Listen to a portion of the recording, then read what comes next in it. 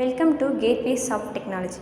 இந்த வீடியோவில் நம்ம என்ன பார்க்க போகிறோம்னா, நம்ம ஜென்ரலாக இன்வாய்ஸ் க்ரியேட் பண்ணும்போது அந்த இன்வாய்ஸை சேவ் பண்ணாமலே பிரிண்ட் எடுத்துகிட்டு எஸ்கேப் கொடுத்து வெளியே வந்துடுவோம். டே புக்கில் செக் பண்ணும்போது அந்த இன்வாய்ஸே இருக்காது. இதுக்கான சொல்யூஷன் தான் நம்ம பார்க்க போகிறோம். ஆல்ட்-K கொடுத்து கம்பெனி போய்ட்டு யூசர் ரூல்ஸ் செலக்ட் பண்ணிக்கணும். அந்த யூசர் ரூல்ஸில் செக்யூரிட்டி லெவல் செலக்ட் பண்ணிக்கணும். செலக்ட் பண்ணிவிட்டு set alter rules for printing voucher before saving, இந்த ஆப்ஷனை எஸ் கொடுக்கணும்.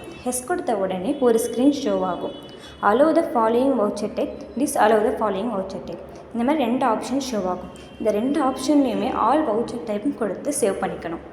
இப்போ நீங்கள் நியூவாக ஒரு இன்வாய்ஸ் க்ரியேட் பண்ணும்போது அந்த இன்வாய்ஸை சேவ் பண்ணாமல் நீங்கள் பிரிண்ட் கொடுத்தீங்கன்னா நோ ஆக்சஸ் அலோவ்டுன்னு ஷோ ஆகும். நீங்கள் இன்வாய்ஸை சேவ் பண்ணாமல் பிரிண்ட் எடுக்க முடியாது. இந்த மாதிரி யூஸ்ஃபுல்லான இன்ஃபர்மேஷன் தெரிஞ்சுக்க எங்கள் சேனல் லைக் பண்ணுங்கள், ஷேர் பண்ணுங்கள் அண்ட் சப்ஸ்கிரைப் பண்ணுங்கள். தேங்க்யூ.